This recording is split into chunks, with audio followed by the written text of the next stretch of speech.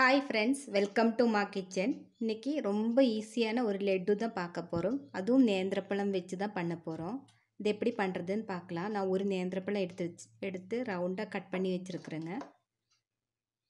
இது சர்க்கரை வந்து நம்மளுக்கு பழத்தோட ஸ்வீட்னஸ் பார்த்து நம்ம போடணும். நான் இப்போ இதுக்கு இந்த மெஷர்மெண்ட்டுக்கு ஒரு அரை கப்பு பவுடர் பண்ண போகிறேன். இதில் இந்த தேவையானது போட்டுக்கலாம். இதில் ஒரு 5-6 ஏலக்காய் போட்டுருக்குறேங்க. இது பவுடர் பண்ணிடலாம். அப்புறம் ஒரு அரை கப்பு வந்து கடலை மாவு எடுத்து வச்சுருக்குறேங்க.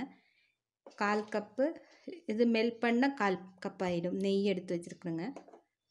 இந்த தேங்காய் வந்து ஆப்ஷனல் தான், நம்ம வேணும்னா போட்டுக்கலாம், இல்லைன்னா அவாய்ட் பண்ணிக்கலாம். நான் கொஞ்சம் டேஸ்ட்டுக்காக ஒரு 2 டேபிள் ஸ்பூன் அளவுக்கு தேங்காய் எடுத்துருக்குறேங்க. இவ்வளோதான் தேவையான பொருள். கொஞ்சம் மஞ்சத்தூள், ஒரு அரை டீஸ்பூனு பக்கம் மஞ்சத்தூள் வந்து போடலாம். ஏன்னா அது கலர் கொடுக்கும், நல்லாயிருக்கும் பார்க்குறக்கு.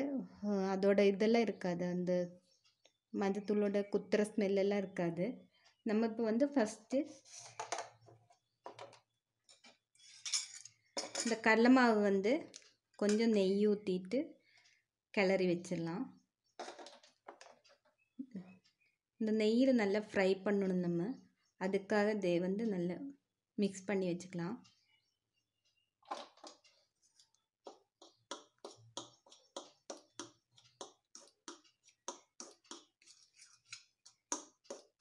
இது கடலை மாவு சேர்த்துறது எதுக்குன்னா, அது கொஞ்சம் பைண்டிங்காக இருக்கும். பழத்தோட லட்டு பிடிக்கும்போது நல்லா அழகாக வரும். அதுக்காக தான் கடலை மாவு சேர்த்துருங்க.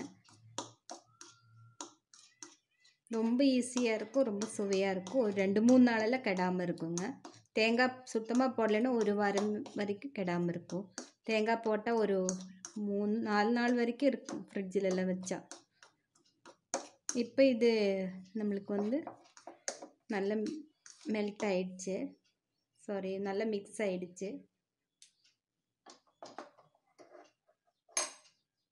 நல்லா கையில் எல்லா இடத்துலையும் இந்த நெய் படுற மாதிரி மிக்ஸ் பண்ணி விட்டுறலாம். இப்போ பாருங்கள், கையில் போடவும் நல்ல உதிரியாக வருது பாருங்கள். இப்போ ஃப்ரை பண்ணும்போது நீட்டாக வரும். மாவில் எல்லா இடத்துலையும் நெய் படணுங்க.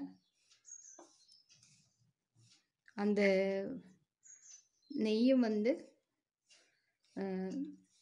ஃப்ரை ஆகும்போது அந்த கடலை மாவோட பச்சை ஸ்மெல்லாம் போய் சூப்பராக இருக்கும் டேஸ்ட்டும்.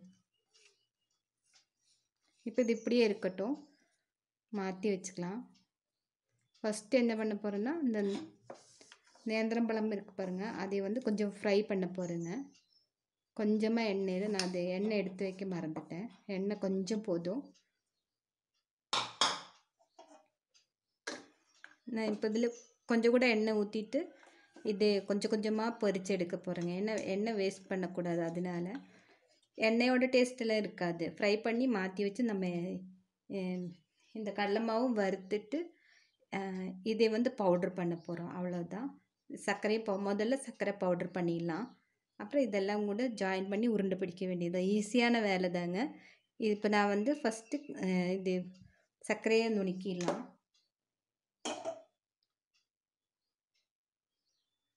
பாருங்கள், ஒரு மிக்ஸி ஜாரில் நான் சின்ன ஜார் எடுத்துருக்கேங்க. இது வந்து விடியம் கம்பெனியோடது, சூப்பராக இருக்குது. குட்டி ஜாரு, நல்ல க்ரஷ் ஆகுது. நான் வேணா ரிவ்யூ போடுறேங்க. இப்போ தான் வாங்கினேன் ரீசெண்டாக. சூப்பராக இருக்குது. எல்லாமே சட்னியெல்லாம் ரொம்ப நைஸாக அரைப்படுது, எனக்கு ரொம்ப பிடிச்சிச்சு. இதே பவுட்ரு பண்ணிடலாம். இப்போ நம்ம கொஞ்சம் குவான்டிட்டி இருக்கும்போது இந்த மாதிரி சின்ன கப்பு நம்மளுக்கு ரொம்ப யூஸ் ஆகும். அதெல்லாம் ரொம்ப பெருசாக இருக்கும் சட்னி அரைக்கிறதெல்லாம். இது நம்மளுக்கு கொஞ்சமாக போதும். அப்படிங்கும்போது இந்த ஜாரெல்லாம் கரெக்டாக இருக்குங்க. நான் இதோட ரிவ்யூ ஒவ்வொரு ஜாரும் யூஸ் பண்ணிவிட்டு உங்களுக்கு ஒரு நாள் ரிவ்யூ போடுறேங்க. இப்போ இதை நான் நுணுக்கிடுறேன். ஃப்ரெண்ட்ஸ், இப்போ வந்து அடுப்பத்தை வச்சுட்டு அந்த நேந்திரப்பழத்தை பொரிக்க ஆரம்பிச்சிடலாம். எண்ணெய் காயட்டுங்க. நான் கொஞ்சமாக ஒரு 2 டீஸ்பூன், அதாவது 1.5 டேபிள் ஸ்பூன் அளவுக்கு எண்ணெய் ஊற்றிருக்குறேங்க. இப்போ இது எண்ணெய் காயட்டும், பொரிச்சு எடுத்துடலாம் கொஞ்சமாக. இதில் நீங்கள் நெய் கூட ஆட் பண்ணிக்கலாம். நான் இப்போ நெய் ஆட் பண்ணல, கொஞ்சம் எண்ணெய் தான் ஆட் பண்ணியிருக்குறேங்க. இப்போ எண்ணெய் காய ஆரம்பிச்சிருக்கு, நம்ம கொஞ்சமாக போட்டுக்கலாம்.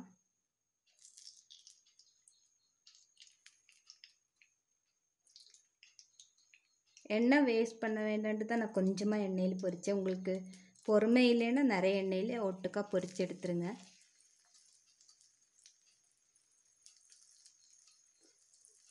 இது நேந்திரக்காய் சிப்ஸு மாதிரி ரவுண்டாக கட் பண்ணிட்டுருக்கிறேன். நீங்கள் வந்து சின்னதாக இது பொரியிற அளவுக்கு கட் பண்ணால் போதும். கொஞ்சம் தின்னாக இருந்தால் பொரிஞ்சிடும், கொஞ்சம் கிறிஸ்பாக வரும். இதோட ஓரமெல்லாம் வந்து ப்ரௌனிஷ் கலர் ஆகிடும். அது வரைக்கும் வறுத்துடலாம். அதுக்கு மேலே வறுக்க வேண்டாம், தீஞ்சிரும்.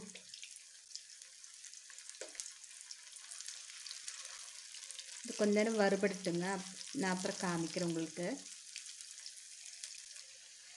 ஃப்ரெண்ட்ஸ், இப்போ பாருங்கள் ப்ரௌனிஷ் ஆகிருக்கு பாருங்கள் ஓரமெல்லாம். இந்த ஸ்டேஜில் எடுத்துடலாம். நம்ம ரொம்ப கிறிஸ்பாக வேண்டாம், ஒன்றோட ஒன்று ஒட்டினா எடுத்து விட்டுருங்க. அப்போ தான் அது அதாவது கிறிஸ்பாகிடும். அந்த எண்ணெயில் பொரியும்போது நல்லா கிறிஸ்பாகிடும். ரொம்ப கிறிஸ்பெல்லாம் ஆகாதுங்க, ஓரளவுக்கு கிறிஸ்பாகிடும். இப்படி சாப்பிட்றதுக்கு கூட ரொம்ப நல்லாயிருக்கும். சிப்ஸு மாதிரி ரொம்ப கிறிஸ்பாகாது. இப்போ எடுத்துடலாம், ஏன்னா ரொம்ப தீஞ்சிச்சின்னா நல்லா இருக்காது. இந்த மாதிரி எல்லாமே பொரித்து எடுத்துடலாங்க. பழம் சூஸ் பண்ணும்போது ரொம்ப பழுத்த பழம் எடுக்க வேண்டாங்க. கொஞ்சம் நாளைக்கு பழுக்கும் அந்த மாதிரி ஸ்டேஜில். இது பார்த்தாலே தெரியும் உங்களுக்கு, இது வந்து பழம் ஆகலை, அதுக்கு முன்னாடி இருக்கு ஸ்டேஜ். இப்போ இதை ஒவ்வொன்றா மறுபடியும் பொரித்து எடுத்துடலாம். எண்ணெயெல்லாம் குடிக்காதுங்க. இதே மாதிரி எல்லாமே பொரிச்சிட்டு நான் உங்களுக்கு காமிக்கிறேன், பவுட்ரு பண்ணும்போது காமிக்கிறேன்.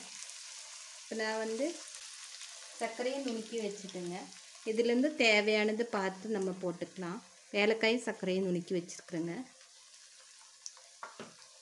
இது பொரியட்டும், நான் எல்லாமே எடுத்துட்டு பவுட்ரு பண்ணும்போது காமிக்கிறேன். ஃப்ரெண்ட்ஸ், இப்போ வந்து நான் எல்லாம் பொரித்து எடுத்துட்டேன். இது கொஞ்சம் ஆறட்டும். ஆறுனது மிக்சியில் அதே நம்ம பவுட்ரு பண்ண சர்க்கரை பவுட்ரு பண்ண மிக்சியில் அரைக்க போகிறேங்க.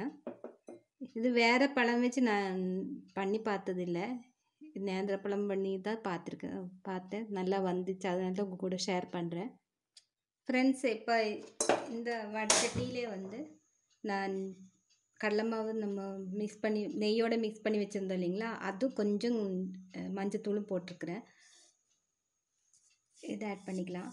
கொஞ்சம் ஃப்ரை பண்ணிடலாம், இந்த பச்சை ஸ்மெல் போகிற அளவுக்கு. கொஞ்சம் உதிரி உதிரியாக வந்துடுங்க.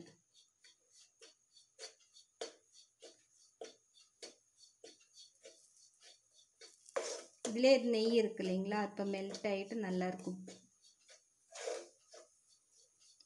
இந்த ஃப்ரை பண்ணிவிட்டு உங்களுக்கு காமிக்கிறேன். ஃப்ரெண்ட்ஸ், இப்போ வந்து கடலை மாவு நல்லா ஃப்ரை ஆயிடுச்சு. இது நல்ல அரோமா வருது. இப்போ நம்ம அடுப்பை ஆஃப் பண்ணிவிட்டு இது ஒரு வேறு தட்டுக்கு வந்து ட்ரான்ஸ்ஃபர் பண்ணிக்கலாம். இதில் இருந்தோம்னா கலர் சேஞ்ச் ஆகும், அதனால் நம்ம வந்து வேறொரு தட்டுக்கு ட்ரான்ஸ்ஃபர் பண்ணிக்கலாம். ஆறட்டுங்க.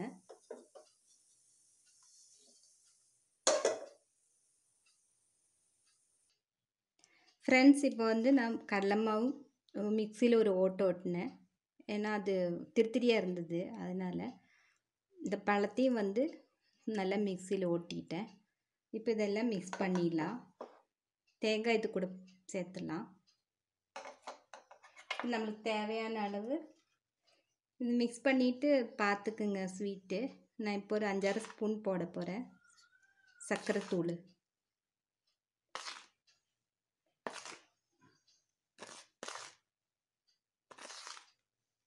போதும், நம்மளுக்கு நல்லா பிசைஞ்சிடலாம்.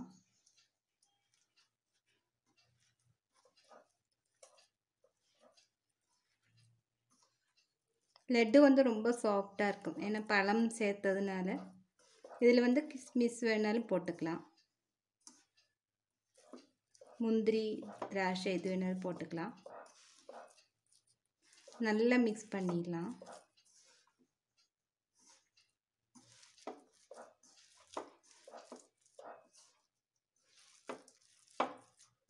சப்போஸ் உங்களுக்கு பிடிக்க வரலைன்னா கொஞ்சம் கூட கடலை மாவு ஃப்ரை பண்ணி போட்டுக்குங்க, ஏன்னா ஒரு பழம் வந்து கொஞ்சம் பழுத்துருச்சுன்னா பிடிக்க வராது.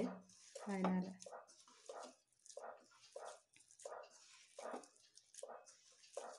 இப்போ நல்லா பிசைஞ்சிடலாம். பிசைஞ்சிட்டு கையில் நெய் தடவிட்டு நல்லா உருட்டிடலாம். நம்மளுக்கு லட்டு ரெடி ஆகிடும்.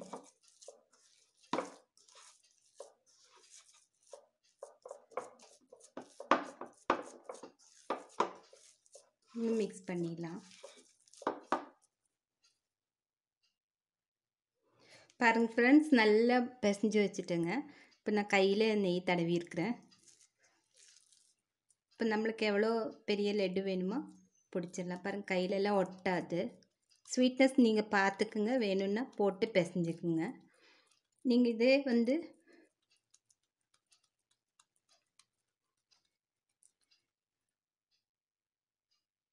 இதிலே வந்து குட்டி குட்டியாக இந்த மாதிரி பண்ணி மைதா மாவு கரைச்சிட்டு அதில் இந்த பூர்ணம் மாதிரி வச்சு கூட எண்ணெயில் ஃப்ரை பண்ணி எடுத்துடலாம். அது ஒரு பலகாரம் ஆகிடும். ரொம்ப டேஸ்ட்டாக இருக்கும்.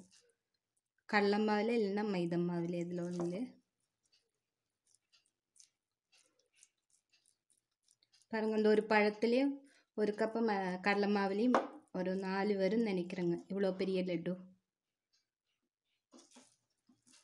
4-5 வரும், அவ்வளோதான். நான் இப்போ கொஞ்சம் குவான்டிட்டி காமிச்சேன். உங்களுக்கு நிறைய பேர் இருந்தால் 2-3 பழமெல்லாம் எடுத்துக்கோங்க. இப்போ நான் இதெல்லாமே உருட்டிட்டு உங்களுக்கு காமிக்கிறேன். ஃப்ரெண்ட்ஸ், இப்போ வந்து ஈஸியாக லட்டு வந்து ரெடி ஆயிடுச்சு. எல்லோரும் செஞ்சு பாருங்கள். உங்கள் கமெண்ட்ஸ் எனக்கு மறக்காமல் சொல்லுங்கள். எல்லாருக்கும் இந்த ரெசிபி பிடிச்சிருக்குன்னு நினைக்கிறேங்க. ரொம்ப ரொம்ப ஈஸியாக பண்ணக்கூடிய டேஸ்டியான ஒரு லட்டு.